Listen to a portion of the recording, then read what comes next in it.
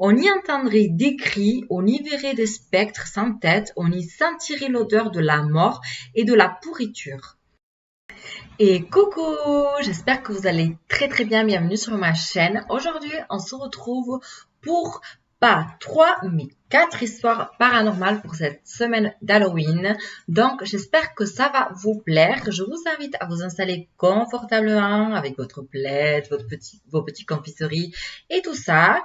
Et si ce genre de contenu vous plaît, n'hésitez pas à mettre un petit pouce bleu vers le haut et aussi à vous abonner à ma chaîne en activant la petite cloche des notifications et aller checker les autres vidéos de la playlist que je vous laisse par là, le petit i comme d'habitude. Je vous laisse avec la petite introduction et c'est parti.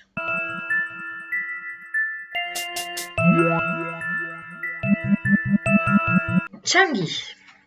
Les fantômes et les esprits tourmentés n'élisent pas domicile dans les lieux sans histoire. Ils naissent de la souffrance, de la cruauté et du désespoir que l'endroit absorbe dans ses murs. Et parfois, il n'y a pas besoin de plusieurs siècles d'histoire pour voir apparaître d'étranges phénomènes. L'hôpital de Changi, construit en 1935, en est un bon exemple. D'abord hôpital militaire pendant la Seconde Guerre mondiale, il sert ensuite de base à la police secrète japonaise. Encore réputé pour ses méthodes cruelles et son art de la torture. Puis le lieu redevient un hôpital. Mais les premiers phénomènes paranormaux sont signalés et les gens du coin ne veulent plus s'y faire soigner. On y entendrait des cris, on y verrait des spectres sans tête, on y sentirait l'odeur de la mort et de la pourriture. Si bien qu'en 1997, l'établissement est fermé. Il est racheté en 2006 par un promoteur qui souhaite en faire un hôtel, mais le projet est rapidement abandonné pour des raisons financières, dit-on. Voilà pour la petite première histoire qui était assez intéressante et effectivement, c'est eu tous ces morts-là quand il y a eu des hôpitaux militaires, quand il y a eu tous ces morts-là. Forcément, s'il y a plusieurs personnes qui ont entendu des choses comme ça, si c'est une personne, on peut pas penser qu'elle est folle ou quoi, mais si c'est plusieurs personnes, c'est bien qu'il y a quelque chose, surtout quand il y a une énergie assez forte comme ça. Donc voilà, on y croit ou on n'y croit pas. Donc, on va passer avec la deuxième histoire. Parker. Les aventures d'Arthur Gordon Pym de Nantucket est le seul roman achevé d'Edgar Allan Poe. Il paraît pour la première fois en 1838 et raconte le récit d'un naufrage et de son équipage, tantôt salué, tantôt éreinté. Le livre fournit en tout cas son lot d'énigmes, de mystères et d'anecdotes terrifiantes. L'auteur décrit notamment comment l'équipage, mourant de faim, décide de tirer à la courte paille pour sacrifier l'un des leurs.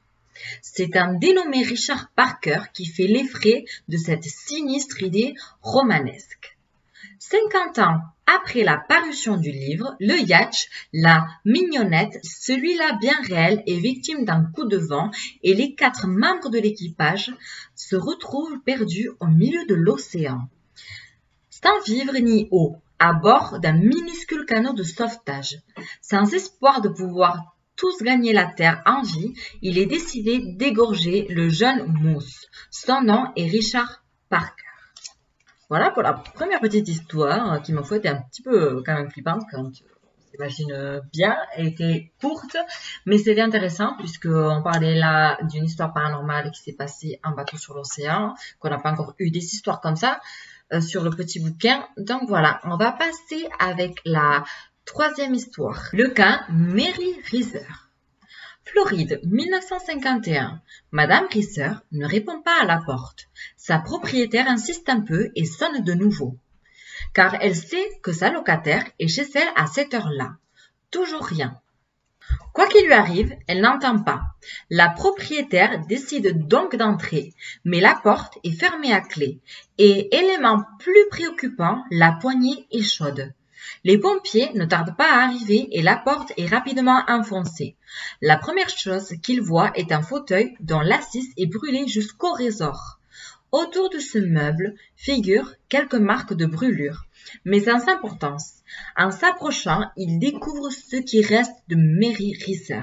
Sa tête carbonisée, réduite à la taille d'une balle, un morceau de colonne vertébrale et de pied, duquel pas encore une pantoufle. Tout le reste s'est entièrement consumé. Pour les spécialistes, il faut 3 heures et une température d'au moins 2500 degrés Celsius pour arriver à un tel résultat. De plus, un feu d'une telle intensité aurait endommagé l'appartement dans son ensemble et ne se serait sans doute pas arrêté de lui-même. Bien que l'enquête conclue qu'il s'agit d'un feu accidentel, pour les spécialistes, c'est un cas exceptionnel de combustion spontanée. Voilà pour la troisième histoire, qui était assez creepy et il est vrai que il y a des cas, c'est rare que ça arrive, mais c'est possible d'avoir ce genre de problème de combustion spontanée. En tout cas, je le souhaite en personne parce que ça fait énormément flipper. On va passer avec la quatrième et dernière histoire de cette vidéo. Le cas Strieber. Whitley Strieber est un écrivain américain de science-fiction et ne manque pas d'imagination. Pourtant, pour raconter ce qui lui est arrivé ce matin du 28 décembre 1985, il doit avoir recours à l'hypnose régressive car il a tout oublié. Ce matin-là, Strieber est réveillé bien avant l'aube par des bruits qui semblent provenir du rez-de-chaussée de sa maison. Il est persuadé qu'il y a du monde chez lui, mais chose étrange, son alarme n'a pas retenti. Alors qu'il se lève pour en avoir le cœur net, une silhouette noire pénètre dans sa chambre. Il s'agit de son dernier souvenir avant qu'il ne se réveille, sonné assis dans les bois.